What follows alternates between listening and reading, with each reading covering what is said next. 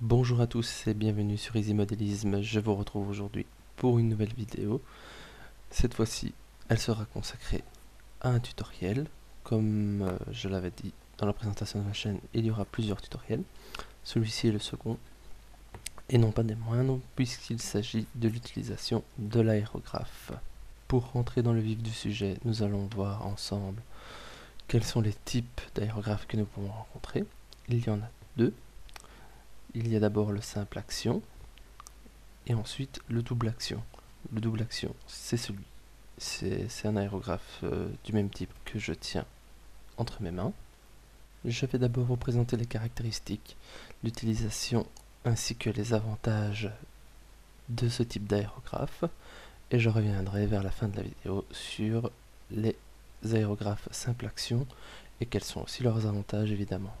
Tout d'abord, pourquoi est-ce qu'on appelle cela un aérographe double action? Eh bien, c'est très simple et je vais vous l'expliquer.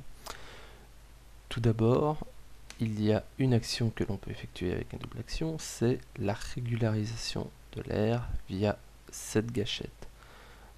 En ayant une pression constante ou pas, vous pouvez gérer en fait votre pression d'air via cette gâchette. Donc même si vous réglez votre compresseur d'air à 2 bars, vous pourrez délivrer plus ou moins d'air selon ce que vous avez besoin.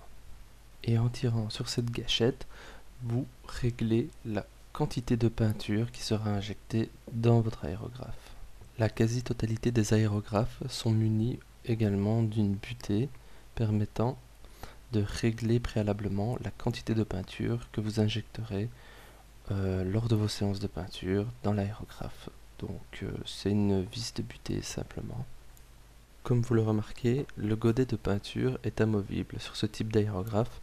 Ce n'est pas le cas sur tous les aérographes double action, mais sur ce type ça l'est. Donc l'avantage c'est d'avoir 3 tailles de godets différents selon l'utilisation que vous en faites. Si vous avez besoin d'une petite quantité de peinture ou au contraire d'une très grosse pour une séance par exemple de mise en peinture d'une carrosserie. L'étanchéité se fait via un joint torique, donc il n'y a aucun risque de fuite. L'autre grand avantage de ce type d'aérographe, c'est qu'il est évolutif. C'est-à-dire, eh bien, en ayant ce type d'aérographe, vous pourrez, au fur et à mesure de vos séances, décider s'il advient mieux d'utiliser par exemple une aiguille et une buse de 0,2, de 0,3 ou de 0,5 selon le type de jet que vous avez besoin. Bien évidemment, si vous utilisez du 0,2, vous pourrez faire des lignes très fines. Moi pour ma part, je n'utilise que du 0,5 car je fais du civil à assez grande échelle, donc je n'ai pas besoin de plus petit pour le moment. Mais vous verrez en fin de séance, je vous montrerai, même en 0,5, vous arrivez à faire des lignes très fines si vous gérez votre pression et votre dilution. Je vous montrerai ça à la fin. Alors, pour citer encore des avantages de ce type d'aérographe, donc d'un aérographe double action, c'est que son corps est en métal, le corps de l'aérographe est en métal ainsi que toutes ses pièces, et les joints sont en général en téflon, ce genre de choses, et donc vous pouvez totalement démonter votre aérographe et totalement le nettoyer. Par exemple, moi quand l'aérographe devient trop sale, je le démonte complètement et je le nettoie dans un bac à ultrasons avec une solution de Glanzer, ce qui permet de le nettoyer très en profondeur et de vraiment d'aller retirer tous les petits lambeaux de peinture qui seraient restés dans les entrecoins, on va dire ça comme ça. Bien sûr, lorsque vous démontez ou remontez votre aiguille, faites très attention car c'est très fragile et le moindre petit pli pourrait fausser le jet de votre aérographe. Donc faites très attention à cette pièce.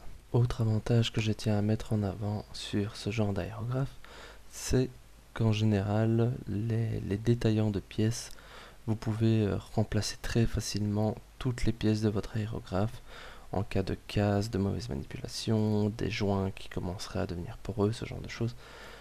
Vous trouvez facilement des pièces détachées, donc le prix d'achat est certes parfois élevé, mais ça vaut la peine, sachant que le service après-vente peut suivre derrière. Alors, pour l'exemple, je vais utiliser de la peinture acrylique Tamiya et je vais vous faire des démonstrations tout d'abord sur ces cuillères, enfin ces fourchettes à verrine en plastique, pour vous montrer des exemples de mauvaise dilution ou trop dilué, ce que ça donne. Je vais vous expliquer cela.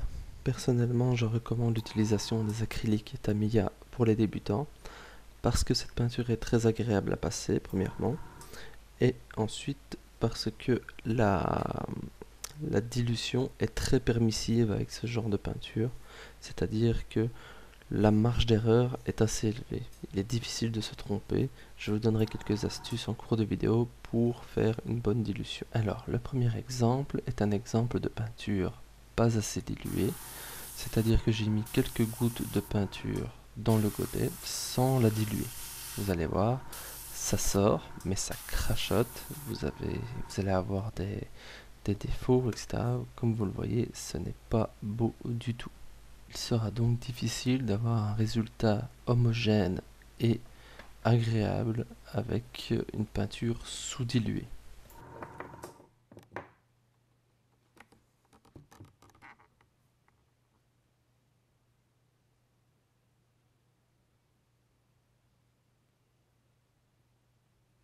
Je vais maintenant diluer la petite quantité de peinture noire que j'ai mis dans mon godet en mettant quelques gouttes de diluant.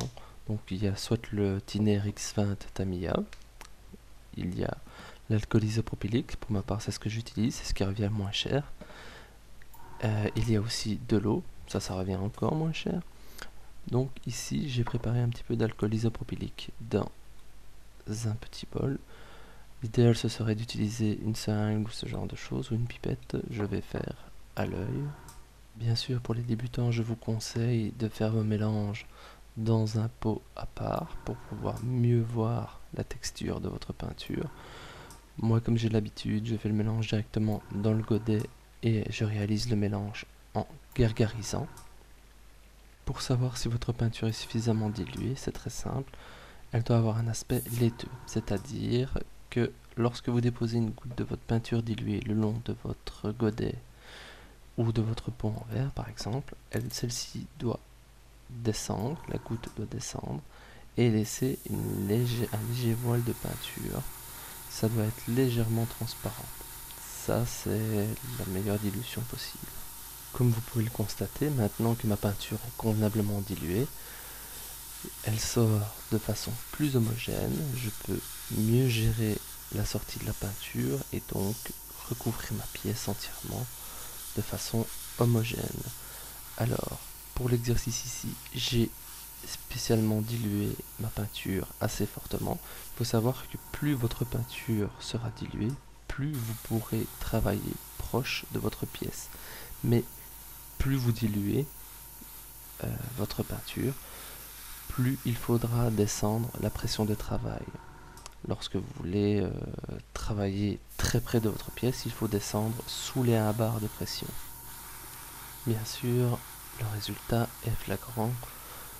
On a un résultat beaucoup plus homogène, je me répète, mais c'est très flagrant la différence de pulvérisation avec une peinture correctement diluée. Pour l'exemple suivant, j'ai gardé la même dilution, mais je vais travailler beaucoup plus proche de ma pièce sans changer la dilution et en ayant une pression un petit peu trop élevée. Ça va vous montrer en fait ce qui se passe. Comme ma peinture est très diluée, en travaillant trop près, ce qu'il va se passer, c'est que celle-ci ne va pas avoir le temps d'accrocher la pièce. Cela va créer des espèces de coulées, de bulles. Donc là, ce qu'il se passe, c'est que je n'ai pas adapté ma façon de peindre par rapport à ma dilution. Lorsque vous avez une certaine expérience, vous pouvez diluer fortement votre peinture et vous adapter de façon à ne pas avoir ce genre de défaut, justement. Donc, qu'est-ce qui va se passer en fait? C'est que ici, j'ai envoyé trop de peinture, trop près, avec une trop grande dilution et une trop grande pression. Et voilà le genre de défaut que vous pouvez avoir. Donc, l'avantage, c'est d'avoir une dilution moyenne, c'est l'idéal, de travailler à une distance moyenne, environ 20 cm, et d'avoir toujours un voile homogène. Donc pour cela, il n'y a pas de miracle, il faut s'entraîner. Pour s'entraîner, mais comment est-ce que vous pouvez vous y prendre? Eh bien c'est très simple, je vais vous le montrer. C'est en réalisant ce genre de petit exercice bien comique. Donc le but de l'exercice, c'est de faire des lignes. Par exemple, vous entraînez à faire des lignes continues bien droites, faire des lignes discontinues, ça c'est déjà un niveau un peu plus élevé, faire des boucles, faire des cercles, ensuite faire des voiles de bon passage. J'essaierai de vous mettre dans le lien de la vidéo des exercices types pour vous entraîner. Ça c'était pour les exercices. Maintenant je vais vous montrer une application sur une pièce. Et pourquoi pas une pièce de la Ducati tant qu'on y est. Comme toujours, je me répète, mais c'est très important, bien sous-coucher vos pièces, mettre en apprête vos pièces avant de les peindre, que ce soit en bombe à l'aérographe ou autre. Bien mettre votre couche d'apprête, très important. Donc, voici maintenant une application de la peinture dont je me suis servi pendant les exercices précédents. C'est toujours du X18. Je vais peindre cette pièce tout doucement en gérant ma gâchette d'air et ma quantité de peinture. Ça, comme je vous l'ai dit, c'est en vous entraînant que vous arriverez à gérer cette quantité de peinture et à gérer justement cette quantité de peinture et cette pression d'air. C'est en vous entraînant.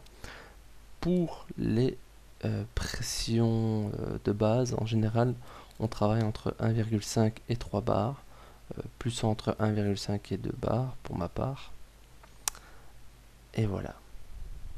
Voici donc le résultat que l'on obtient après 1 minute de travail environ. Pour les prix des aérographes, il y a pour tous les budgets. Maintenant, en tant que débutant, je vous conseille de ne pas vous saigner. Ça ne sert à rien. Pour commencer, il ne faut pas le matériel super professionnel, etc., etc. Donc, je vous invite à aller faire un petit tour sur le site internet qui est écrit sur mon aérographe. C'est des imitations d'aérographes faites qui sont distribuées par ce commerçant, qui vend également des kits, etc. Allez y faire un tour. Je fais pas sa publicité, je suis pas payé pour, mais honnêtement, il y a des affaires à faire. Voilà. Bien sûr, après chaque séance d'aérographe, il faudra nettoyer votre aérographe, c'est très important. Soit en utilisant de l'alcool isopropylique également, soit en utilisant de l'alcool à 90 degrés, soit bien sûr pour les autres, il faudra utiliser du thinner ou ce genre de choses. Je ferai peut-être un dossier nettoyage un peu plus complet par la suite. Je vous parlais en début de vidéo des aérographes simple action. En voilà un exemple. Donc dans ce cas-ci, la seule chose dont vous devez vous préoccuper, c'est la gâchette qui fera sortir votre peinture. Donc en fait, vous appuyez, la peinture sort. Tout ce que vous avez à vous préoccuper, c'est de remplir votre pièce de peinture et bien sûr de le faire sans avoir de coulée, etc. En fait, c'est presque le même principe que la peinture en bombe, à défaut que vous, ici, vous pouvez gérer votre pression d'air via votre compresseur. Donc, la pression sera beaucoup moins importante qu'avec une bombe à aérosol, par exemple. Dernière petite précision avant de clôturer cette vidéo tutoriel, n'oubliez pas de porter des protections individuelles lors de vos séances d'aérographe, un masque à particules avec des filtres actifs, ainsi que des gants, etc. Parce que nous manipulons tout de même des produits qui sont nocifs, voire corrosifs, etc. Donc bien se protéger malgré qu'il s'agit d'une passion, d'un passe-temps, etc., il faut bien se protéger. Cette vidéo tutoriel est maintenant terminée, j'espère qu'elle vous aura plu. J'attends vos réactions, vos commentaires, vos critiques, tout est la bienvenue tant que c'est légitime. Je vous retrouve très bientôt pour la suite du montage de la Ducati. A très bientôt sur Easy Modelism. Ciao ciao.